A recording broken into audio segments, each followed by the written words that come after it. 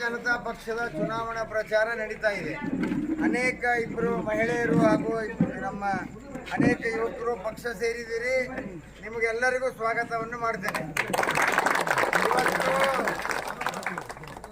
ಕಾಂಗ್ರೆಸ್ ಸರ್ಕಾರ ಭ್ರಷ್ಟಾಚಾರ ಮಾಡುವುದರಲ್ಲಿ ನಂಬರ್ 1 ಆಗಿದೆ. ಯಾವುದೇ ಅಭಿವೃದ್ಧಿ ಕಾರ್ಯ ಕರ್ನಾಟಕದಲ್ಲಿ ಆಗ್ತಾ ಇಲ್ಲ. ಇದೆಲ್ಲ ನಿಮ್ಮ ಗಮನಕ್ಕೂ ಕೂಡ ಬಂದಿದೆ ಅಂತ ಹೇಳಿ ನಾನು ಭಾವಿಸ್ತೀನಿ. ಇಲ್ಲಿ ನಿಮ್ಮ ಊರಾಗ ಸಾಲಿ ಬಿದ್ದಿತ್ತು, ನಿಮ್ಮ ಕ್ಲಾಸ್ ರೂಮ್ ಕಟ್ಟಿದ್ವಿ. ಮತ್ತೇನ್ರಿ ಸರ್, ನಿಮ್ಮ ಊರಾಗ ಏನೇನು ಕೆಲಸ ಆಗ್ಯಾವ? ರೋಡ್ ಮಾಡಿವಿ, ದೇವಸ್ಥಾನಗಳದು ಭವನ ಆಗ್ಯಾವ, ಬೋರ್ವೆಲ್ ಹಾಕೈತಿ, ರಾಮಲಿಂಗ ದೇವಸ್ಥಾನ, ವೆಹಿಕಲ್ ಕೊಡುವಂತದ್ದು ಎಲ್ಲ ಅನೇಕ ಕೆಲಸ ಕಾರ್ಯಗಳನ್ನು ನಾವು ಇದ್ದಾಗ ಮಾಡಿದರೂ ಕೂಡ ಮೊನ್ನೆ ನಡೆದಂತ ಚುನಾವಣೆಯಲ್ಲಿ ನಮ್ಮ ಪಕ್ಷಕ್ಕೆ ಹೆಚ್ಚು ಮತಗಳು ಬಂದಿಲ್ಲ. ಆದರೆ 3 ವರ್ಷ ನಿಮಗೀಗ ಸಾಕಷ್ಟು ಅನುಭವ ಆಗಿದೆ ಅಂತೇಳಿ ನಾನು ಭಾವಿಸ್ತೇನೆ. ಆ ಅನುಭವದ ಆಧಾರದ ಮೇಲೆ ಇವತ್ತು ನೀವೆಲ್ಲರೂ ಮತ ಚಲಾಯಿಸಬೇಕಾಗತ್ತೆ.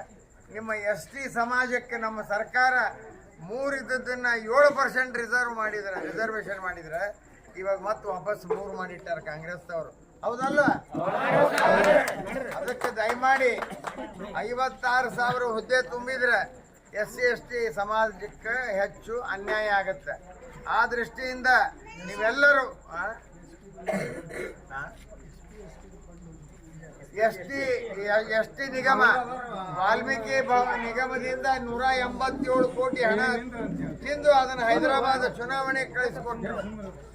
SC ST DSP SC STಗೆ ಮೀಸಲಾದಂತ ಹಣನ ಗ್ಯಾರಂಟಿ ಯೋಜನೆಗೆ ಬಳಸಿ ಈ ಸಮುದಾಯಕ್ಕೆ ಅನ್ಯಾಯ ಮಾಡಿದ್ರು ಕಾಂಗ್ರೆಸ್ನವರು. ದಯಮಾಡಿ ಇದನ್ನೆಲ್ಲ ಅರ್ಥ ಮಾಡಿಕೊಂಡು ನೀವೆಲ್ಲರೂ ಈ ಸರಿ ಎಷ್ಟು ಬೂತ್ ಇಲ್ಲೇ ಓಟ್ ಎಷ್ಟಿಲ್ಲೇ 1100 ಓಟ್. 1100 ಓಟಲ್ಲಿ ಎಷ್ಟು ಪರ್ಸೆಂಟೇಜ್ ಆಗುತ್ತೆ ನಿಮ್ಮ ಊರಾಗ ವೋಟಿಂಗು? 900 ಆಗುತ್ತೆ. 900 ಬಿಜೆಪಿಗೆ ಎಷ್ಟು ಬೀಳ್ತಾವ?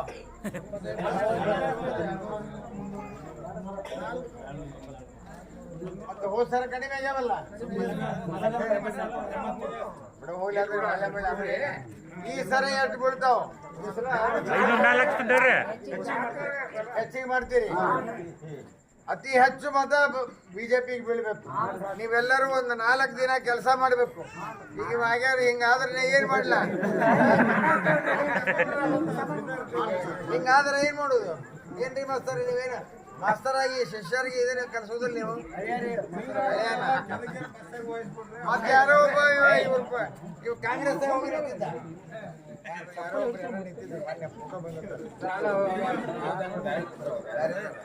ಯಾರೋ ಫೋಟೋ ಬಂದಂತ ತೋರಿಸಿದ್ರು ನನಗೆ. ಯಾರು ಕರೀತಾರ, ಯಾರು ಬರ್ತಾರ ಅಲ್ಲಿ ಹೋಗಿ ನಿಂದಿರಬಾರ್ದು. ಬಿಜೆಪಿ ಕಾರ್ಯಕರ್ತರಂದ್ರೆ ನೀವು ಮಂದಿಗೆ ಮಾದರಿಯಾಗಿರ್ಬೇಕು.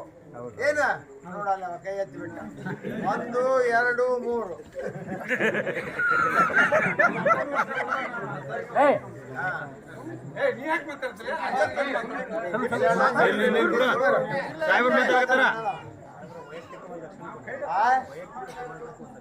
ಆಯ್ತು. ವೈಯಕ್ತಿಕ ಮಾಡಿದ್ದು ಆತು, ಎಲ್ಲ ಆತು. ನಿಮ್ಗೆ ನೋಡಿ, ರಾಮತಾಣದಾಗ ನೋಡಿದ್ರೆ ಊರು ನೋಡುವಂಗಿಲ್ಲಪ್ಪ. ಹಿಂಗ ಇರುದು ಊರು. ಸ್ವಚ್ಛತಾ ಇಲ್ಲ, ಏನಿಲ್ಲ. ಮತ್ತೆ ಸರ್ಕಾರ